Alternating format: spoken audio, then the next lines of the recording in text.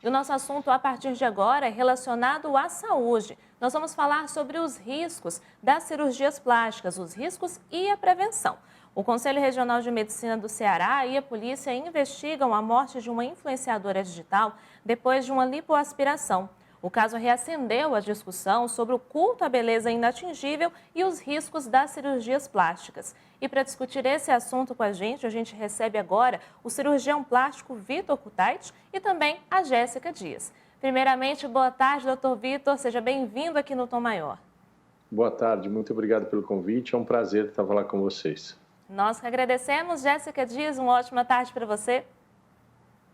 Oi, Jordana. Boa tarde a você também, ao doutor Vitor, a todos que nos acompanham aqui no Tom Maior. Bom restinho de quarta-feira e excelente programa a todos. Muito obrigada, um ótimo programa para a gente. Doutor Vitor, para a gente começar, eu queria que você esclarecesse para a gente quais que são os principais riscos e os cuidados que nós devemos tomar antes de tomar essa decisão de fazer uma cirurgia plástica. Eu sempre brinco que para fazer uma cirurgia plástica você precisa certificar de 3 coisas.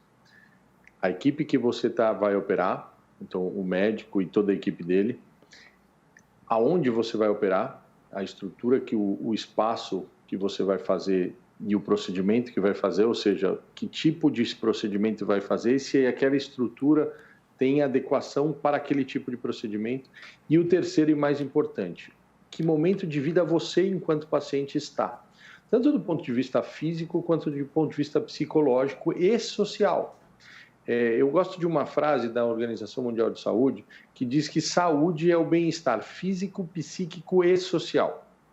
Quando a gente fala que a saúde é o bem-estar físico, psíquico e social, quando eu vou me submeter a uma cirurgia plástica, é obrigatório que eu esteja com a minha saúde em 100%. Então, psicologicamente eu preciso estar bem, fisicamente eu preciso estar bem e socialmente eu preciso estar bem. Vou dar um exemplo básico que é bem comum. A pessoa está se separando, acabou um casamento, está no litígio, está brigando e ela quer fazer uma plástica porque ela quer mudar, ela quer melhorar a vida dela e ela acha que com a plástica ela vai conseguir ter isso. Socialmente não é o melhor momento para ela operar. Ela está no meio de uma briga, ela está no meio de problema, ela está no meio de confusão.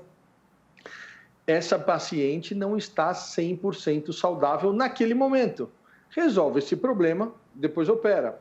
A mesma coisa para um hospital. Por exemplo, se eu vou fazer uma cirurgia grande, uma abdominoplastia, uma lipoaspiração convencional, uma mamoplastia, é uma cirurgia que demanda muito tempo, 4, 6 horas. Eu preciso ter um hospital com uma retaguarda de UTI, eu preciso ter um hospital que tenha uma equipe multidisciplinar. Agora, se eu vou fazer um procedimento pequeno, corrigir uma cicatriz, uma lipo com anestesia local, ou tirar uma pinta, quer dizer, eu posso fazer isso numa unidade ambulatorial, desde que ela esteja habilitada para isso. Então, eu preciso ter a estrutura hospitalar adequada ao procedimento que eu vou fazer. E terceira, e não menos importante, a equipe com quem você vai operar.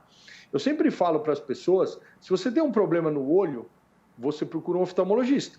Se você vai procurar, você que fratura uma perna, você procura um ortopedista.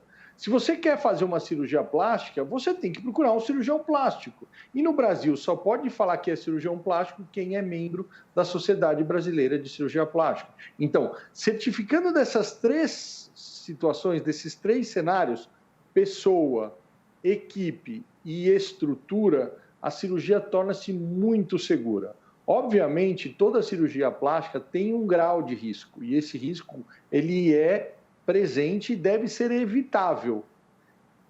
A gente precisa desmistificar um pouco essa coisa de que essa banalidade que virou a cirurgia plástica. Eu brinco aqui no meu consultório que ir no cirurgião plástico não é igual ir no cabeleireiro, que você vai, pinta o cabelo, muda, remuda, pinta de azul, pinta de amarelo, pinta de vermelho, tanto faz. Não é assim. Cirurgia plástica é algo sério e tem que ser tratado desta maneira. Então você tem que se certificar de que está tudo 100% para aí sim sua cirurgia ter um sucesso esperado. Doutor Victor, certificar de que está tudo certo, o senhor falou sobre a pessoa ter consciência de que não tem que estar num bom momento também para passar por um procedimento desses. Mas sim, quem vai definir isso? Porque, às vezes, a pessoa, como o senhor mesmo citou, ela está no momento ali que ela quer porque quer fazer algum procedimento e essa decisão cabe ao médico cirurgião, É uma equipe multiprofissional ou é do próprio paciente mesmo, que na verdade, tem o dever de ter essa consciência? Cabe a todos, né? Você, enquanto paciente, eu, enquanto médico, devemos saber. Por isso que é importante a consulta médica na cirurgia plástica. Uma pergunta que eu sempre faço nas minhas consultas: e a vida, como tá? Quase que uma conversa informal. Se a pessoa, neste momento, demonstra algum sinal de que a vida dela não está boa, opa, liga uma luzinha aqui e fala: epa, essa paciente investiga melhor. Será que não é melhor ela passar com um psicólogo, um psiquiatra? Será que era melhor ela não resolver os problemas dela antes de operar? E aí você devolve essa pergunta para o paciente. Você tem certeza que esse é o melhor momento para você operar? Ah, eu tenho, doutor, eu quero muito. Porque normalmente a paciente está ansiosa, ela quer resolver o problema e ela não aceita isso de maneira muito fácil. Mas aí cabe ao médico dizer: olha, vamos resolver isso primeiro, vamos tratar esse outro seu lado agora e depois a gente opera. Então, é importante essa conversa, é importante a consulta, é importante o médico entender a posição e o momento do paciente e vice-versa. E aí, se for necessário, incluir outros profissionais, como uma psicóloga, um psicólogo, um psiquiatra, um clínico geral, um cardiologista. Quer dizer, se uma pessoa está com a diabetes descompensada, faz sentido ela fazer cirurgia plástica naquele momento? Não.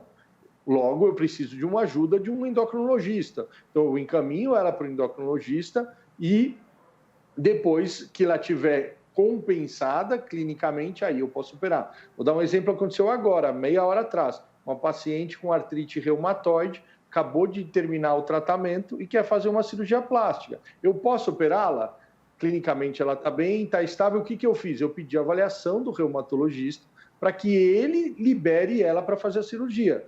Por quê? Porque eu sou cirurgião plástico. A minha especialidade é cirurgia plástica. Eu não entendo de reumatologia. Entendo um pouco, mas muito pouco. Eu não posso garantir que ela está 100% saudável. Então, essa preocupação, esse cuidado, cabe a todos envolvidos no processo, né? Desde o paciente, a família. Eu brinco, sempre falo isso, né? Na cirurgia plástica não opera um, operam todos, né? Então, você precisa ter todo mundo envolvido em prol de um resultado positivo. E para que isso aconteça, todo mundo tem que colaborar e tem que estar ciente dos cuidados necessários. E falando ainda de momento para a cirurgia, doutor Vitor, qual que é, aliás, há uma idade que é mais indicada ou depende de cada cirurgia?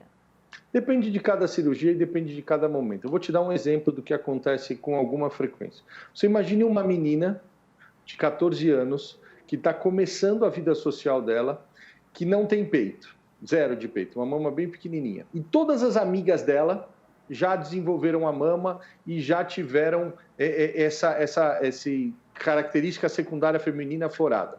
Essa menina começa a usar 1, 2, 3 moletons, sutiã, bojo, e ela começa a entrar num estado depressivo, de se esconder, de não querer se relacionar, de ter uma dificuldade social.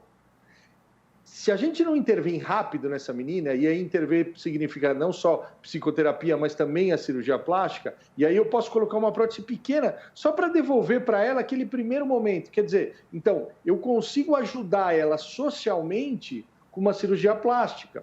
A gente precisa desmistificar um pouco essa coisa desse glamour da cirurgia plástica, é só para deixar padrão de beleza. E não, cirurgia plástica estética também é reparadora e reparadora também é estética. Quer dizer, você tem as duas coisas. Por exemplo, um menino, 16 anos, que tem a ginecomastia, aquela gordurinha que sai na camiseta. Ele vai na praia de camiseta, ele vai na praia de moletom, ele não joga futebol. Quer dizer, esse é um menino que necessita de ajuda.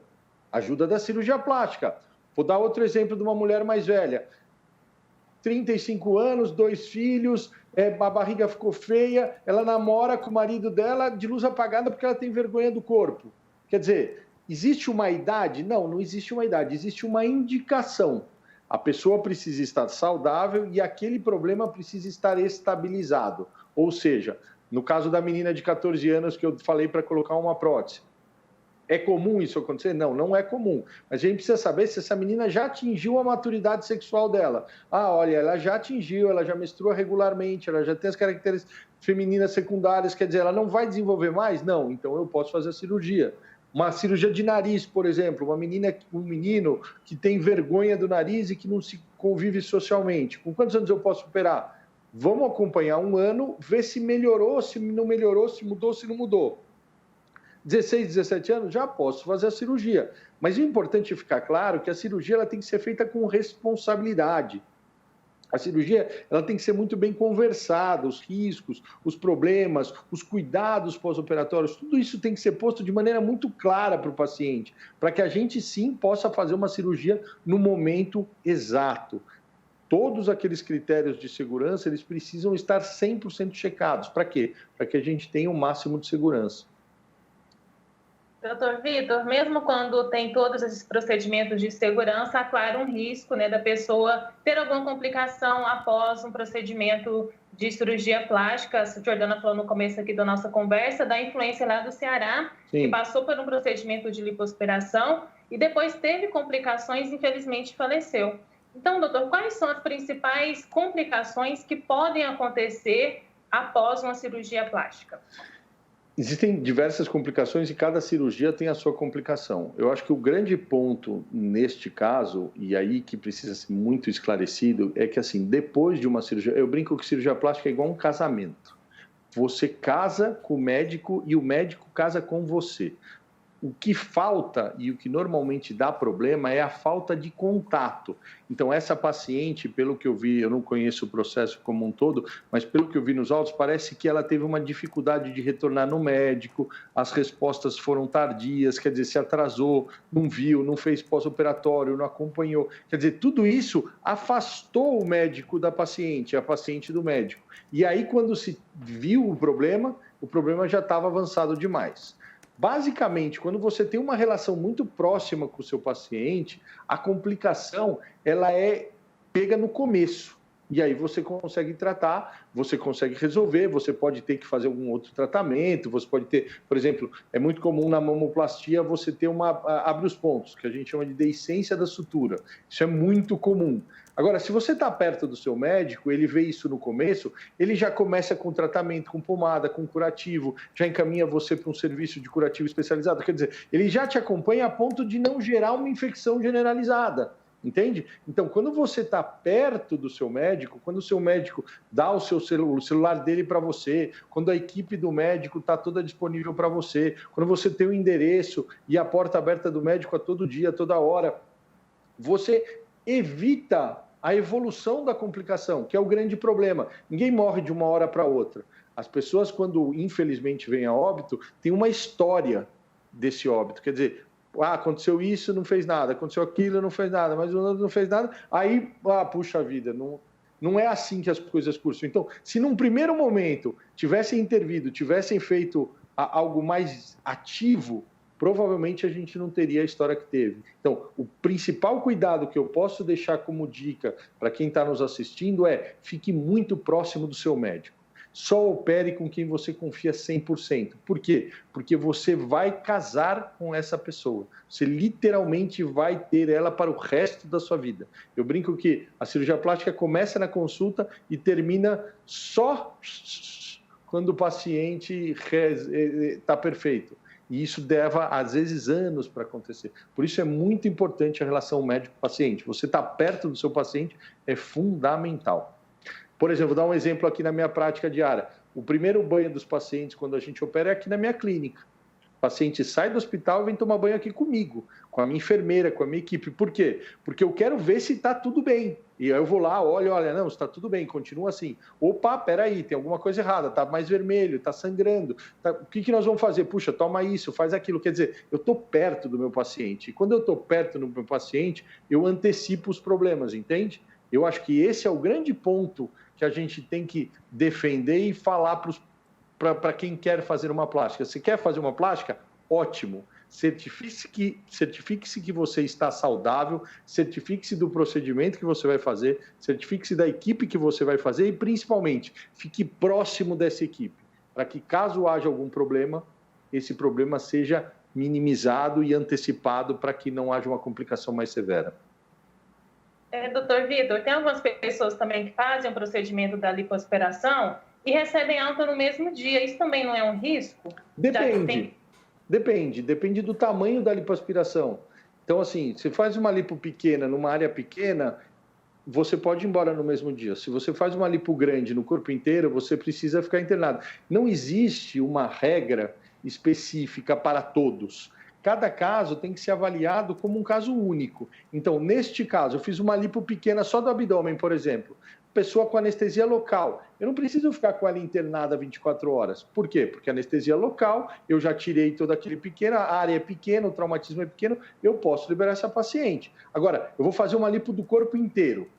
Vou fazer lipoenxertia, vou tirar 5, 6, 7% do peso dessa pessoa em gordura. Quer dizer, é uma lipo muito grande. Essa pessoa precisa sim ficar internada 1, 2 dias, tomar soro. Quer dizer, ela tem outros cuidados. O que a gente precisa entender é que cada cirurgia tem o seu cuidado específico. E a gente não pode nem minimizar as grandes e nem maximizar as pequenas. Você precisa adequar o tratamento ao procedimento que você vai fazer. Doutor Vitor, e falando sobre cirurgias que não dão certo, cirurgias que não ficaram da maneira que eram para ficar, que não agradaram o paciente, por exemplo. E esse paciente decide denunciar. É possível? Como que ele deve fazer? Então, eu sempre falo que quando a cirurgia não deu certo, é ruim para os dois, para o médico e para o paciente. Nenhum cirurgião plástico começa a cirurgia falando, vai dar errado e está tudo bem. Pelo contrário, a gente estuda, não sei se vocês sabem, a formação do cirurgião plástico é a formação mais longa da medicina. Cirurgia plástica, neurocirurgia e cirurgia cardíaca são as três formações mais longas da medicina no Brasil. Então, a gente estuda no mínimo 13 anos para se formar cirurgião plástico.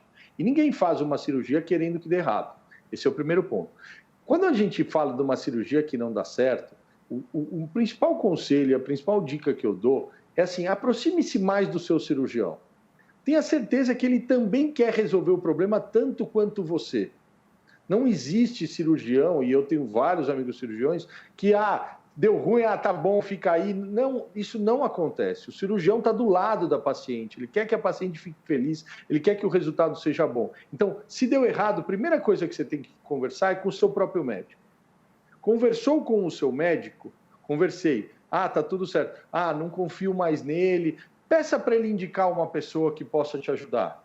Porque é importante a gente entender que às vezes de cara não dá certo, mas num segundo tempo, numa correção, dá certo e fica muito bom. Quando a gente briga, quando a gente quebra a relação médico-paciente, todo mundo perde. E aí tem as medidas judiciais, tem o Conselho Regional de Medicina, quer dizer, tem diversos órgãos que você pode checar. Eu acho que quem pode dar essa resposta melhor do que eu é um advogado, né?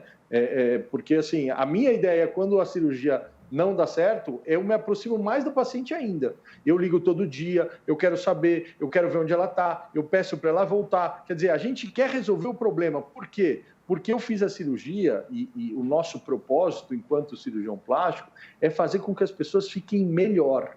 O propósito da cirurgia plástica, principalmente a cirurgia plástica estética, eu não divido as duas, mas de qualquer forma, é fazer com que as pessoas que estão bem fiquem melhor ainda. E as pessoas podem fazer isso, merecem fazer isso, mas a gente precisa estar muito junto e muito ciente dos cuidados todos que a gente tem. E se, de verdade, se você checa tudo, aqueles 3 itens que eu citei no começo da entrevista, equipe, saúde e lugar, você dificilmente vai ter problema. Isso é uma outra coisa importante que a gente tem para falar. O Brasil é o país que mais faz cirurgia plástica no mundo. E o número de complicações que a gente tem é infinitamente melhor que qualquer outro país do mundo. Por quê? Porque no Brasil se faz a melhor cirurgia plástica do mundo. Não sei se vocês sabem, mas o Brasil é referência na formação de cirurgiões plásticos. Todos os cirurgiões plásticos do mundo, em algum momento, vêm aprender alguma coisa aqui com a gente. Por quê? Porque a gente é referência mundial. Então, o Brasil detém a melhor cirurgia plástica do mundo. Isso não sou eu que estou falando, isso é um consenso mundial, tanto que o Congresso Brasileiro de Cirurgia Plástica ele é disputado no mundo todo, porque realmente aqui a gente tem, porque o brasileiro gosta muito dessa questão corporal, isso porque a gente valoriza muito a estética, isso porque a gente tem essa coisa do biquíni, da praia, da piscina, né? A gente tem a exposição corporal muito grande, então a gente teve que aprimorar nossa medicina para estar à altura do povo brasileiro. Por isso a gente faz uma cirurgia de tanta qualidade e, graças a Deus, o número de complicações é muito menor Tinha que ser zero, infelizmente não dá para ser, mas é muito menor do que qualquer outro país do mundo e a gente faz uma cirurgia plástica de muita qualidade. Doutor Vitor, falando ainda sobre o Brasil ser líder, né, lidera um ranking aí de cirurgias plásticas, é o país que mais faz esse tipo de procedimento para fins estéticos. Além disso tudo que o senhor falou sobre a qualidade dos profissionais brasileiros, muitas pessoas vêm de fora para fazer cirurgia aqui no Brasil. É mais difícil passar por esse tipo de procedimento em outros países e aqui no Brasil também seria mais fácil? Então, eu acredito que nós temos dois motivos principais disso. Primeiro, que a qualidade do cirurgião plástico é muito maior. Por exemplo, essa semana eu operei uma moça que veio do Líbano. Ela tem família no Brasil, ela é libanesa, ela veio aqui operar e o resultado da cirurgia ficou sensacional. Então, o cirurgião plástico brasileiro tem a fama mundial de ser melhor. Então, isso já traz muita gente.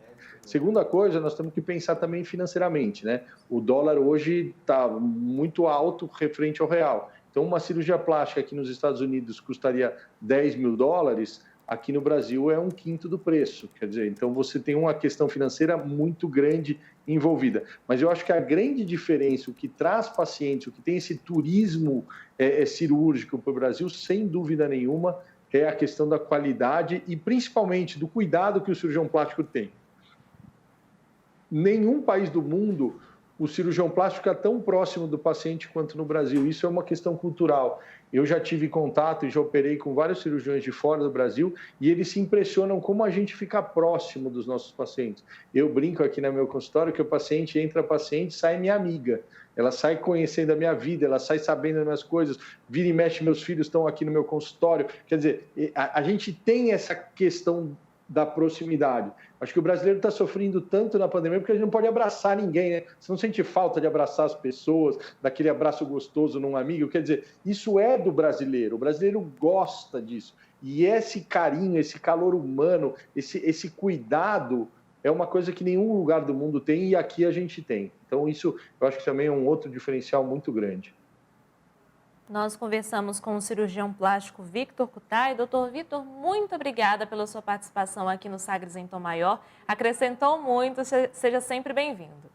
Eu agradeço o convite, peço desculpa se eu falei muito em mediquês, o médico está habituado a falar no mediquês, né? A língua que ninguém entende, eu tentei falar da maneira mais simples, mas é importante deixar essa mensagem, cirurgia plástica tem que ser 110% seguro, cirurgia plástica tem que ser muito valorizada e muito respeitada, não é brincadeira, você tem que fazer sua cirurgia plástica sim, mas tem que fazer com todo cuidado, por isso é tão importante essas entrevistas, por isso é tão importante esse esclarecimento e eu fico honrado de poder ajudar e poder falar, espero ter contribuído. Grande abraço também para a Jéssica Dias, muito obrigada pela sua participação e até a próxima. Essa entrevista Jordana, um abraço para você. Muito obrigada, doutor Vitor, pela participação aqui. Ainda